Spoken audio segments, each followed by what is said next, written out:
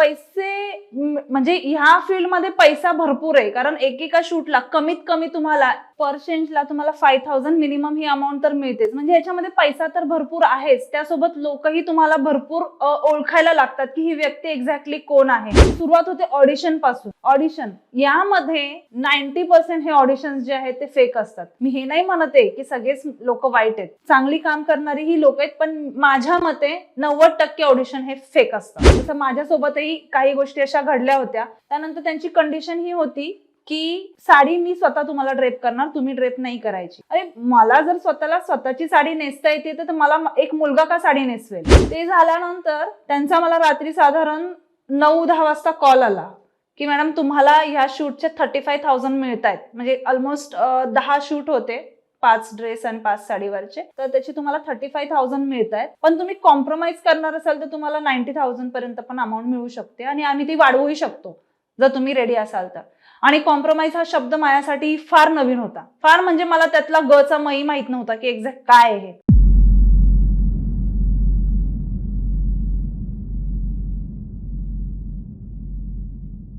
नमस्कार, माझं नाव राधिका महेंद्रनाथ परदेशी. मी मिसेस पुणे 2023 आणि मिसेस डायनामिक ऑफ महाराष्ट्र 2023 ची वोगस्टार या कंपनीतर्फे आयोजित केले गेल्या पॅजंट शोची विनर आहे. त्यासोबतच मी एक प्रोफेशनल फॅशन डिझायनरही आहे आणि मी तायक्वोंदो मध्ये सेकंड आणि ब्लॅक बेल्ट आहे, जेणेकरून मी महिलांना आजच्या जगामध्ये सेल्फ डिफेन्स करून कसं स्वतःला जगामध्ये वावरता येईल यासाठी मी प्रशिक्षणही देते. ब्लॅकझिप प्रेझेंट थॉट मीडिया या प्लॅटफॉर्मवरती मला बोलवल्याबद्दल मी ब्लॅकझिप टीमचे मनापासून आभार मानते. आजचा विषय असा आहे की सर्वसाधारण मुलींनी मॉडेलिंग क्षेत्रात यावं का आणि करिअर करावं का, तर या विषयावरती मी आज तुमच्याशी इथे बोलण्यासाठी आलेली आहे. साधारण 1999 पासून मी तायक्वोंदो या फील्डमध्ये आहे. साधारण मी 5वीला असेल त्यावेळेला काही इन्सिडेंट आपल्या आयुष्यामध्ये असे घडतात ना की आमचा एरिया जो होता तो थोडासा स्लम टाईप होता, तिथे आम्ही राहत होतो आणि त्या एरियामध्ये रोज बाहेर पडणं म्हणजे आपल्याला स्वतःला स्वसंरक्षण येणं खूप गरजेचं होतं. माझ्या वडिलांनी मला तायक्वोंदोच्या क्लासेस जॉईन केले. त्यानंतर मी हळूहळू शिकत गेले. 2003 मध्ये मी फर्स्ट दॅन ब्लॅक बेल्ट झाले. तिथून पुढे फार इच्छा होती की पोलीस क्षेत्रामध्ये आपण जावं म्हणून, पण जगामध्ये पाहता त्या दृष्टीने मला तेवढं ते सेफ वाटलं नाही, कारण की फॅमिलीकडे दुर्लक्ष खूप झालं असतं ते केल्यानंतर. नंतर 10वी झाल्यानंतर कॉलेजला ज्यावेळेला गेले, माझी बहीण फॅशन डिझायनिंगचा डिप्लोमा करत होती. तिच्याकडून पाहून खूप वेळा वाटायचं की यार मला पण जर आलं तर मी ह्याच्यापेक्षा पण खूप छान काहीतरी करू शकते. म्हणजे आपल्या आयुष्यात आपण नेहमी मोठ्या लोकांकडून प्रेरणा घेतो की त्यांचं बघून मला काहीतरी करायचंय, पण मला माझ्या लहान बहिणीकडे बघून प्रेरणा आली की ती जे करते ते मला करायचंय. पण तसा कधी वेळ आलाच नाही. कॉलेज झालं, कॉलेज झाल्यानंतर जॉब झाला, जॉब नंतर लग्न झाल्यानंतर ह्या सगळ्या गोष्टी मागे पडत गेल्या. म्हणजे माझं तायक्वोंदो म्हणा किंवा माझं शिवणाची आवड होती, या गोष्टी. मूल झाल्यानंतर मी जॉबला जाऊ शकत नव्हते, कारण मुलाला पाहून घर पाहून जॉब करणं पॉसिबल नव्हतं.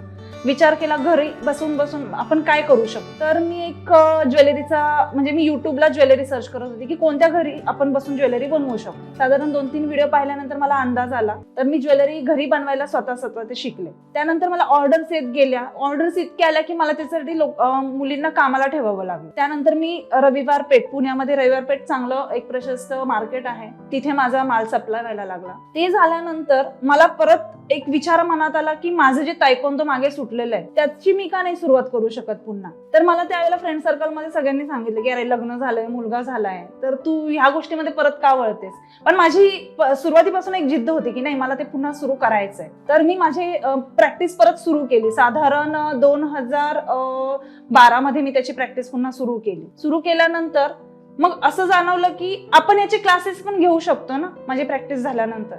मग त्यानंतर मी 2016 मध्ये मी त्याचे क्लासेस सुरू केले माझ्या सोसायटीजमध्ये. मुलांना शिकवत होते आणि तब्बल 2008 पासून ते 2017 पर्यंत मी एकही तायक्वोंदोची मॅच खेळली नव्हते.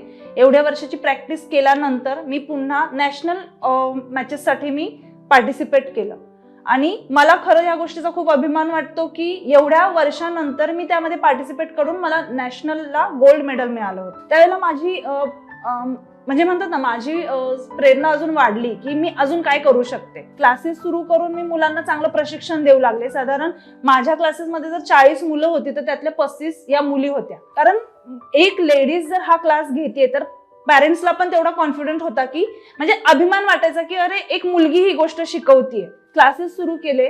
त्यानंतर मी एका ठिकाणी वाचलं की मार्शल आर्ट्सचे पण क्लासेस घेतले जातात. म्हणलं ठीक आहे, मी तायक्वोंदो तर शिकते, पण मी त्याच्यामध्ये अजून किती अपग्रेड होऊ शकते. त्यासाठी मी कोरियन मार्शल आर्ट मी जॉईन केला, यॉंगमुडो नावाचा. ते सुद्धा मी शिकले हडपसर मध्येच. ते करता करता पण माझी फॅशन डिझायनिंगची आवड तर ही मागेच सुटून गेलेली होती. ते करता करता विचार आला की आपण शिवण क्लास का नाही करून पाहावा. साइड बाय साइड मी शिवण क्लास चालू केले आणि विशेष म्हणजे मला त्याच्या सुद्धा ऑर्डर्स यायला खूप सुरू झाल्या. पण लोकांना अपडेटेड डिझाईन हवे असतात, ते शिवण क्लासमध्ये होणं पॉसिबल नव्हतं. त्यासाठी मग मी फॅशन डिझायनिंगच्या क्लासची इन्क्वायरी करायला गेले. इन्क्वायरी केल्यानंतर असं कळलं की अरे ही फी आपल्याला परवडणारी नाही. एका वर्षाची फी साधारण 55,000 होती. त्यावेळेला मी विचार केला की ही फी मी कशी जमा करू शकते. माझे क्लासेस तर सुरूच होते तायक्वोंदोचे. वर्षभर मी त्या क्लासेसमधून मिळणारा हा इन्कम जो आहे मी तो बाजूला टाकत गेले आणि वर्षभराची फी मी जमा केली आणि त्यानंतर मग मी ऍडमिशन घेतलं.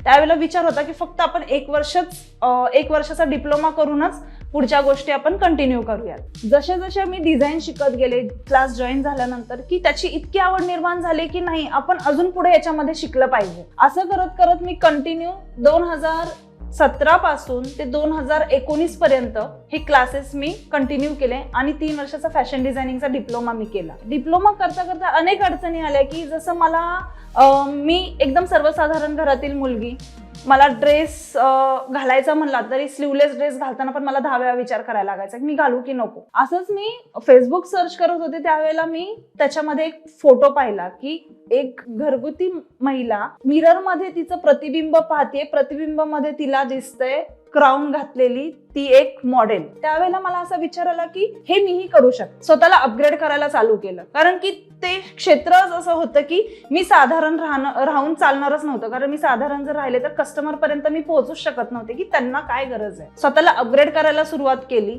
मी जे ड्रेसेस डिझाईन करत होते ते स्वतः माझ्यावरती कसे छान दिसतात हे मी चेक करत गेले. याच्यातून माझा कस्टमर फ्लो वाढत गेला. कस्टमर माझ्याकडे फक्त याच गोष्टीसाठी येत होतं की मॅडम तुम्ही आम्हाला जे सजेस्ट करता, आमच्याकडे पाहून आम्हाला डिझाईन सजेस्ट करता की तुम्हाला काय चांगलं दिसेल. त्यानंतर फॅशन डिझायनिंग करता करता विचार आलाच की मॉडेलिंगही आपण करून पाहावं. त्यानंतर मी इंस्टाग्राम ओपन केलं. माझ्या काही डिझाईन मी पोस्ट करत गेले. सर्च करता करता एक दिवस पॅजंट शोची ऍड मी पाहिली. म्हटलं चला आपण एक ट्राय तर करू की करू शकतोय की नाही. फॉर्म फिलअप केला. फॉर्म फिलअप केल्यानंतर त्यांच्याकडून मला कॉल आला की असे असे ऑडिशन्स आहेत, तुम्हाला फोटो पाठवायचे, तुम्हाला वॉक करून दाखवायचा आहे. म्हटलं ओके, नो प्रॉब्लेम.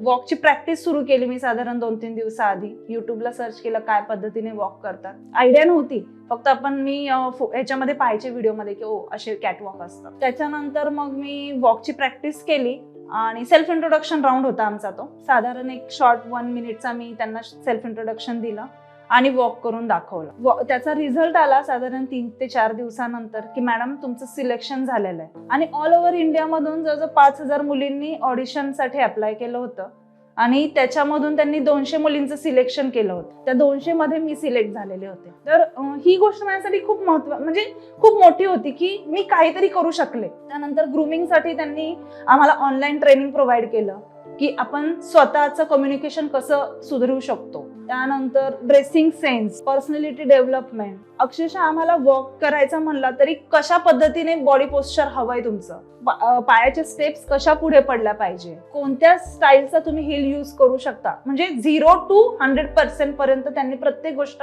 आम्हाला शिकवली आणि मी त्याची डेली प्रॅक्टिस करत होते. साधारण 1 वर्षाचा वेळ होता आमच्यासाठी की फायनल कॉम्पिटिशनसाठी. मग त्यानंतर वर्षभर या सगळ्या गोष्टीची मेहनत घेतली. स्वतःवर स्वतःचा मेकअप कसा करायचा, इथून स्वतःला एक्सप्लेन कसं करायचं, या गोष्टी मी तिथे शिकले. आणि हे फक्त त्यांचंच श्रेय असं नाही मी म्हणू शकत.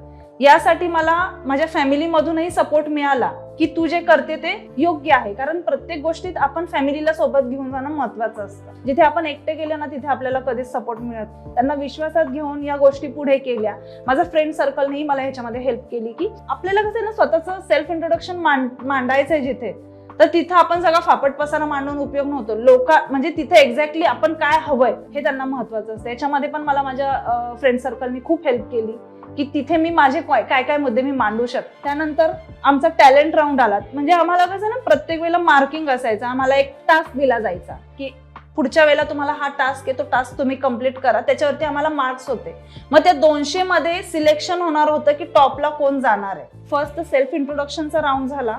त्यानंतर टॅलेंट राऊंड मध्ये मी माझ्या मार्शल आर्ट्सच्या काही मूव्ज होत्या. परत सेल्फ डिफेन्स आपण कसं करू शकतो, 3 अशा सिच्युएशन होत्या, त्या मी त्यांना त्याच्यामध्ये शो केल्या.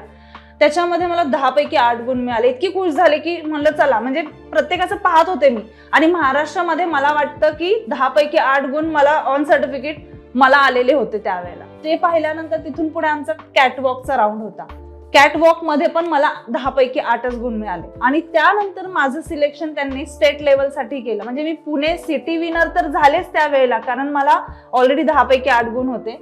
आणि त्यानंतर माझं तिथे कॉम्पिटिशन झालं स्टेट विनरसाठी. यासाठी मला इथून जायचं होतं जयपूरला. त्यावेळेलाही आता जाणं हे काही खूप सोपी गोष्ट नाहीये.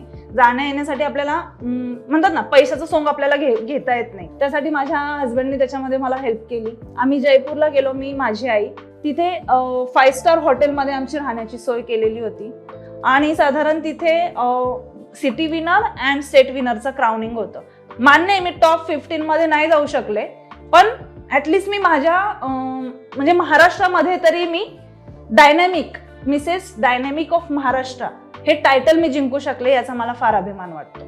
आणि पुण्यामध्ये मी पुणे सिटी विनर म्हणून फर्स्ट ही मी आलेली, याचाही मला खूप अभिमान आहे.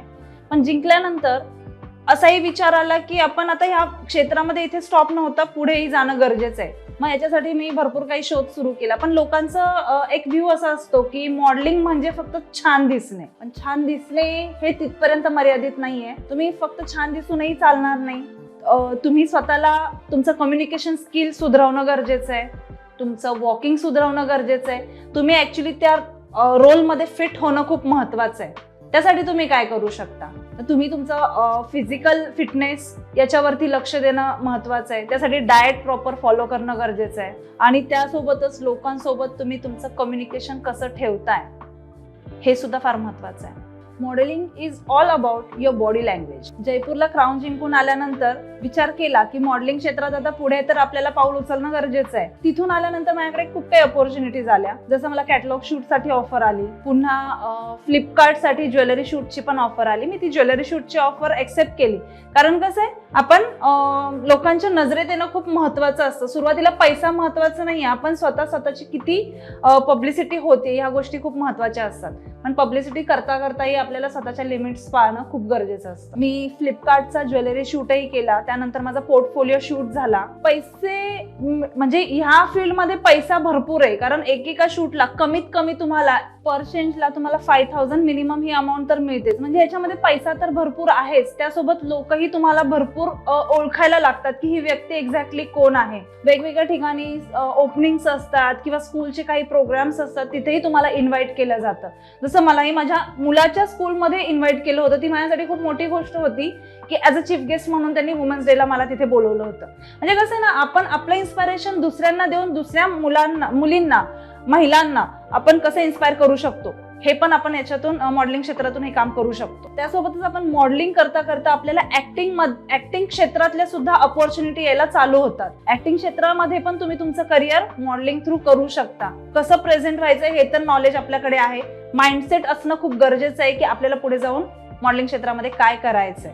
आता ही झाली या क्षेत्रातली चकाकती बाजू. पण याच्यासाठी एक निगेटिव्ह पण बाजू आहे. म्हणजे प्रत्येक क्षेत्रातल्या 2 बाजू असतात, एक चांगली आणि एक वाईट. चांगली तर मी तुम्हाला सांगितले, पण वाईटही बाजू मी एक सांगू इच्छिते, कारण ही सांगणं खूप गरजेचं आहे. प्रत्येक मुलीपर्यंत पोहोचणं गरजेचं आहे. कारण सर्वसामान्य घरातून आलेली मुलगी, हिला चांगली तर बाजू फक्त आपण चांगल्या गोष्टीच पाहतो, पण त्याच्यात वाईट काय होऊ शकतं या तयारीने सुद्धा या क्षेत्रामध्ये पाऊल ठेवणं खूप गरजेचं आहे. सुरुवात होते ऑडिशन पासून. ऑडिशन यामध्ये 90% हे ऑडिशन जे आहेत ते फेक असतात. मी हे नाही म्हणत आहे की सगळेच लोक वाईट आहेत, चांगली काम करणारी ही लोक आहेत, पण माझ्या मते 90% ऑडिशन हे फेक असतात. जसं माझ्यासोबतही काही गोष्टी अशा घडल्या होत्या की मी माझं ऑनलाईन प्रोफाईल तर क्रिएट आहे, म्हणजे मी पोस्ट केलेलं आहे की मी काय आहे, म्हणजे माझ्या पर्सनॅलिटी पासून सगळ्या गोष्टी त्याच्यामध्ये सेव्ह आहेत.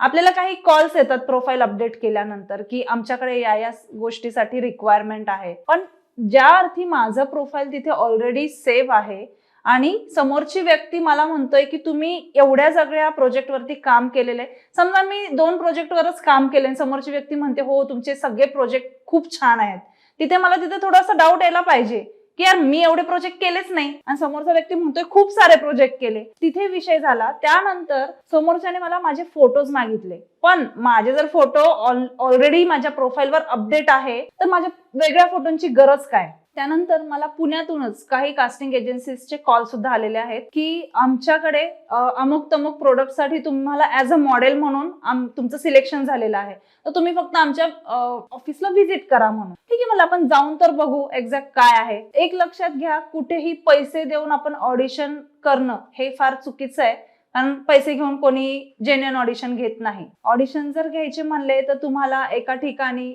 जवळजवळ म्हणजे एक प्रॉपर ऍड दिली जाते की या गोष्टीसाठी ऑडिशन आहे या ठिकाणी. तिथे आपण एकटेच नसून क्राऊड असतो आणि त्या क्राऊड मधून सिलेक्शन केलं जातं त्या पर्टिक्युलर प्रोडक्ट साठी म्हणा किंवा पर्टिक्युलर ऍक्ट साठी, तर त्याला प्रॉपर ऑडिशन म्हणतात. मी तिथे व्हिजिट केल्यानंतर त्यांनी मला डिमांड केली पैशाची की तुम्हाला एवढी रजिस्ट्रेशन फीस पे करावी लागेल, तुम्हाला आमच्याकडून पोर्टफोलिओ शूट करून घ्यावा लागेल, तरच आम्ही त्या शूट साठी तुम्हाला पाठवू. मला एक गोष्ट लक्षात येत नाही की माझ्याकडे जर ऑलरेडी पोर्टफोलिओ आहे आणि माझ्यामध्ये जर ते कॅलिबर आहे तर मी एक्स्ट्राचे त्यांना पे करून मी का पोर्टफोलिओ त्यांच्याकडून बनवून घेऊ. म्हणजे हा एक बिझनेस झालेला आहे की एखादी मॉडेल आपल्याकडे बोलवायची, त्यांचं रजिस्ट्रेशन करून घ्यायचं. रजिस्ट्रेशन फीस पण काही कमी नसते, मिनिमम 3000 असते, ती पे करून पोर्टफोलिओ शूट करून घ्यायचा, त्याची पण फी कमी नसते, साधारण 30,000 फीज असते त्याची पण. म्हणजे आपल्याला जर काम हवंय तर आपण पैसे देऊन काम मिळवायचंय का काम करून आपल्याला पैसे मिळवायचे, ही गोष्ट माझ्या लक्षात आली त्यावेळेला. पोर्टफोलिओ शूट सांगितल्यानंतर मला पुढची काय प्रोसेस आहे,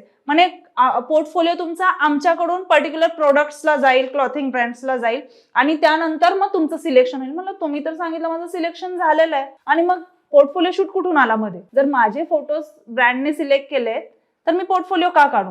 नाही म्हणले याच्यामध्ये आमचं कमिशन असतं. म्हणजे झालं असं 3,000 30,000 आणि तिथून पुढे परत आपल्याला जो काही काम मिळणार आहे त्याच्यातून ते पैसे, म्हणजे हे सगळं एक म्हणतात ना बिझनेस झालेला आहे त्यांचा. याच्यातून आपल्याला काम तर काहीही मिळत नाही, असे माझे खूप फ्रेंड सर्कलमध्ये लोकांचे अनुभव आहे.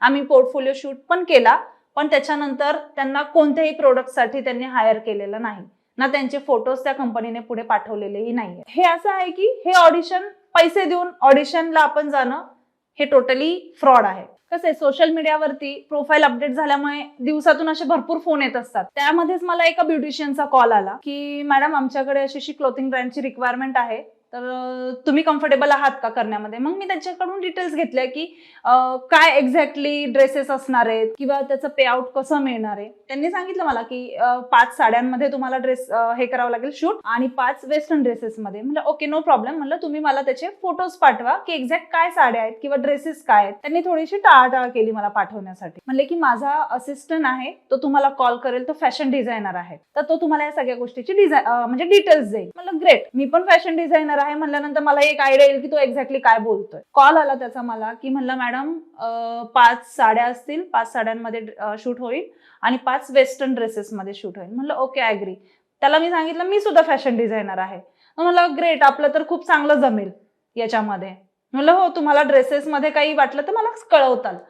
ते झाल्यानंतर मी त्यांना फोटोज मागितले वेस्टर्न ड्रेसेसचे, ते माझ्याकडे शेवटपर्यंत आलेच नाही. त्यानंतर त्यांची कंडिशन ही होती की साडी मी स्वतः तुम्हाला ड्रेप करणार, तुम्ही ड्रेप नाही करायची. अरे मला जर स्वतःला स्वतःची साडी नेसता येते तर मला एक मुलगा का साडी नेसवेल. तिथे मी त्यांना अपोज केला की सॉरी, साडी मी नेसणार, अदरवाईज मी शूट नाही करणार.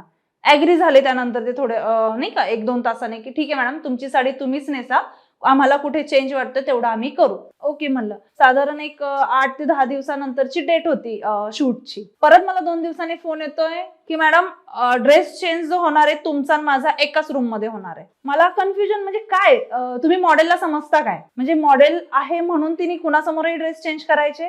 मुद्दा असा नाही होत. एक लिमिट्स असतात प्रत्येकीला. मॉडेल म्हणूनच नाही तर एक मुलगी म्हणून किंवा एक लेडीज म्हणूनही प्रत्येकाच्या आयुष्यात एक लिमिट आहेत, त्या आपण नाही क्रॉस करू शकत. मी त्यांना क्लिअर सांगितलं एका रूम मध्ये असेल, मला तुमच्यासोबत काम करायचं नाहीये. म्हणजे मला हा मुद्दाच त्यांचा पटला नाही की एका रूम साठी म्हणजे का तुम्ही एका रूम मध्ये म्हणताय. तिथे थोडंसं मला या गोष्टीची गफलत वाटली. नंतर 2 दिवसांनी ते पण ऍग्री केलं की ठीक आहे मॅडम, आम्ही रूम चेंज म्हणजे नाही का 2 रूम देऊ, एकामध्ये तुमच्यासाठी असेल एकामध्ये माझ्यासाठी असेल. पण काय गॅरंटी तिथे कॅमेरेज नसतील. मी ड्रेस चेंज करते ते कॅमेरामध्ये टिपू पण शकतं. ते झाल्यानंतर त्यांचा मला रात्री साधारण 9-10 वाजता कॉल आला की मॅडम तुम्हाला ह्या शूटचे 35,000 मिळत आहेत. म्हणजे ऑलमोस्ट 10 शूट होते, 5 ड्रेस आणि 5 साडीवरचे, तर त्याची तुम्हाला 35,000 मिळत आहेत. पण तुम्ही कॉम्प्रोमाइज करणार असाल तर तुम्हाला 90,000 पर्यंत पण अमाऊंट मिळू शकते आणि आम्ही ती वाढवूही शकतो जर तुम्ही रेडी असाल तर. आणि कॉम्प्रोमाइज हा शब्द माझ्यासाठी फार नवीन होता. फार म्हणजे मला त्यातला गचा मही माहित नव्हता की एक्झॅक्ट काय आहे. त्यासाठी माझा एक मित्र आहे, बॉलिवूडमध्ये डान्सर आहे, त्याला मी फोन केला. म्हणलं यार हे कॉम्प्रोमाइज एक्झॅक्टली काय असतं. त्यांनी मला समजवलं की तू त्याला हे क्वेश्चन्स विचार, तो काय म्हणतो बघ. ओके, मग मी त्याला फोन केला परत त्या असिस्टंटला की मला कॉम्प्रोमाइज हे शब्द नाही कळला. मला थोडासा अंदाज आला होता मित्राशी बोलल्यानंतर की काय असतं, पण हे मला त्याच्या तोंडून वधवून घ्यायचं होतं की कॉम्प्रोमाइज एक्झॅक्टली काय. तो म्हणला मॅडम आमचे मोठे मोठे क्लायंट्स येतात, त्याच्यासोबत त्यांच्यासोबत तुम्हाला 1 नाईट राहावं लागतं आणि त्याचे तुम्हाला पैसे मिळतात. म्हणलं ओके, मला आता एक अंदाज आला होता या गोष्टीचा की यांना एक्झॅक्टली माझ्याकडून काय काम करून घ्यायचंय. त्यानंतर ज्या ब्युटिशियननी माझ्याशी कॉन्टॅक्ट केलता तिला मी फोन केला दुसऱ्या दिवशी. म्हणजे म्हणतात ना वेळ घेऊन पेडगावला जायचं, तो प्रकार मी त्या दिवशी तिच्यासोबत केला. म्हणलं यार हे कॉम्प्रोमाइज म्हणजे काय ग. तर म्हणली तू मॅरिड आहेस ना, तुला काही माहित नाही का. अगं म्हणलं खरंच मला नाही आयडिया या गोष्टीची, काय एक्झॅक्ट तुम्हाला सांग ना. तिने लिटरली म्हणजे मला पूर्ण डिटेलमध्ये सांगितलं की तुम्हाला क्लायंट्स बरोबर इंटिमेट व्हायचंय, ते जे काही गोष्टी सांगतील त्या सगळ्या करायच्या आणि मी सुद्धा याच्यामध्ये खूप पैसा कमवते. माझ्या एका क्लायंटनी मला 1 BHK फ्लॅटही घेऊन दिला आणि तूही चांगलं कमवू शकते, एवढी छान दिसतेस, तर आहे पैसा कमवायची संधी आहे, तू कमवून घे. कसं आहे, पैसा कमवायचा आहे पण आपल्याला तो चांगल्या मार्गाने कमवायचा आहे, ना की आपलं शरीर विकून कमवायचं आहे. शरीर तर विकून दुसऱ्या लेडीजही कमवतात, पण आपण जर चांगल्या मार्गात आहोत आणि चांगल्या मार्गाने कमवायचं तर का आपण त्या गोष्टीकडे वळावं. आणि इथेच मुली फसतात, मेंटली डिस्टर्ब होतात. काही मुली वाहत जातात की चला पैसा मिळतोय म्हटल्यानंतर ते 1 दिवस काम करायला काय हरकत आहे. तुम्ही ज्यावेळेला 1 दिवस ते काम करता ना, तुम्हाला त्याच्यानंतर जे येणारे जे कॉल्स आहेत किंवा तुमचं प्रोफाईल पुढे तसंच फॉरवर्ड केलं जातं त्याच पद्धतीने की ही मुलगी हे काम करते. आणि त्यानंतर येणार तुम्हाला मग मॉडेलिंग क्षेत्रामध्ये ऍज अ मॉडेल म्हणून तर ते प्रेझेंट करतातच, त्यासोबत तुम्हाला ही सुद्धा कामं करावी लागतात. म्हणजे कसं आहे ना, एका स्टेजला आल्यानंतर ज्या वेळेला 4 लोकांमध्ये या गोष्टी होतात ना, त्यावेळेला आपल्याला असं वाटतं की अरे आपण काहीतरी चूक केली, पण त्या चूक करण्यापर्यंत आपण जाऊच नाही ना. 4 पैसे कमी मिळालेले चालतील, काम एखाद्या वेळेस नाही मिळालेलं चालेल, पण वाईट गोष्टीकडे न वळता तुम्ही कामं केली पाहिजे. ह्या सगळ्या गोष्टी सांगण्यामागचा माझ्या बहिणींना हाच एक उद्देश आहे की तुम्ही जर मॉडेलिंग क्षेत्र निवडताय तर याच्यामध्ये तुम्हाला यश भरपूर आहे. तुम्ही करताल तेवढं काम कमी आहे या क्षेत्रामध्ये, प्रसिद्धी भरपूर आहे. पण वाईट मार्गाला जर तुम्ही गेलात तर यामध्ये आपण जे कोसळणार आहोत ती दरी खूप खोल आहे, त्यामधून आपण कधीही बाहेर निघू शकत नाही. त्यामुळे तुम्ही ज्या काही गोष्टी करता आहात मॉडेलिंगसाठी, ठीक आहे प्रत्येकाची आवड आहे, तुम्ही करताय, मी तुम्हाला नाही म्हणणार नाही, तुम्ही करा, पण जाताना फुल माइंड प्रिपेअर करून जा की तुम्हाला काय काय गोष्टी फेस होणार आहेत. त्यामधून तुमचं माइंड डिस्टर्ब नाही झालं पाहिजे की म्हणजे एक ध्येय गाठा की मला या गोष्टीपर्यंत पोहोचायचंय पण ते चांगल्या मार्गाने, तिथपर्यंत तुम्ही जा आणि माइंड प्रिपेअर करून जा की असं नाहीये की एखादी माझ्यावरती वाईट गोष्ट घडली आणि मी तिथे स्टॉप केली. कसं होतं ना, आपल्याला मागे खेचणारी लोक खूप असतात, पण त्या सगळ्या अडचणींना आपण पार करत आपण आपल्या आयुष्यात कुठपर्यंत पोहोचतोय किंवा कुठपर्यंत सक्सेस होतोय हे आपल्याला दाखवणं पण गरजेचं आहे. पण चांगल्या मार्गाचा उपयोग करूनच आपण या गोष्टी करू शकतो आणि इज्जतीने समाजात राहू शकतो. आज हा खूप महत्वाचा विषय मला ब्लॅकझिप प्रेझेंट थॉट मीडिया या प्लॅटफॉर्म वरती मांडण्यासाठी मिळाला. हे माझं खूप मोठं भाग्य आहे की मी माझे विचार इथे मांडू शकले. यासाठी मी ब्लॅकझिप टीमचे मनापासून आभार मानते. धन्यवाद.